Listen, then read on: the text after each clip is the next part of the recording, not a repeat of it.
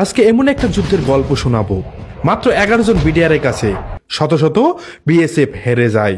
2001 সাল, বরুইবাড়িতে ডিউটিতে ছিলেন মাত্র 8 জন বিডিআর সদস্য।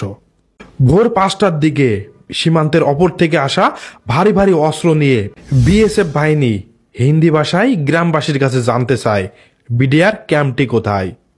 সাইফুল ইসলাম লাল তার জমিতে পানি দেওয়ার কাজ করছিল। ভোরবেলায় তিনি বিডিআরের মতো দেখতে আর একটি প্রতিষ্ঠানকে দেখিয়ে দেয়। এই সময় লাল মিয়া বুঝতে পারে ওরা বিএসএফ এর সদস্য। এই সুযোগে উনি দৌড়িয়ে যেয়ে বিডিআর জওয়ানদের খবর দেয় বিএসএফ বাহিনী ভারী ভারী অস্ত্র নিয়ে আপনাদের দিকে এগিয়ে আসছে। এদিকে বিএসএফ গুলি ছুটতে ছুটতে বিডিআর ক্যাম্পের দিকে এগাতে থাকে। এমনকি বিডিআর জওয়ানরা সাথে সাথে প্রতিরোধ গড়ে তোলে। সঙ্গে সঙ্গে শত শত ফায়ার শুরু হয়। এর মধ্যে আশেপাশে বিডিআর ক্যাম্পের দিকে আরো 20 জন সদস্য বরুইবাড়ি বিডিআর ক্যাম্পে এসে যোগ দেন এই যুদ্ধে। 2001 সালে 18 এপ্রিল থেকে 19 এপ্রিল পর্যন্ত 2 দিন এই যুদ্ধ চলে বিডিআর এন্ড বিএসএফ এর মধ্যে। এই যুদ্ধের রেজাল্ট হয় বিএসএফ এর 16 জন সৈন্য নিহত হয় এবং আমাদের বিডিআর এর 2 জন সৈন্য নিহত হয়। তবে স্থানীয় লোকজন দাবি করে বিএসএফ এর আরো সৈন্য নিহত হয়েছিল, তারা এটা ভারতের মধ্যে নিয়ে গেছে।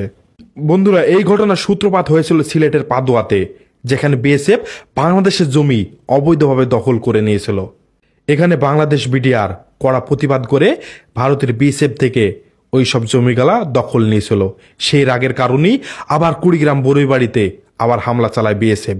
সেখানে বিএসএফ এর 16 জন সৈন্য নিহত হয়।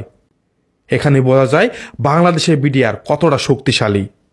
আপনারা যদি বাংলাদেশ বিজিবিকে ভালোবেসে থাকেন তাহলে আমার ভিডিওটি বেশি বেশি লাইক করেন, বেশি বেশি শেয়ার করুন, আর আপনার মতামত অবশ্যই কমেন্টে জানিয়ে যাবেন।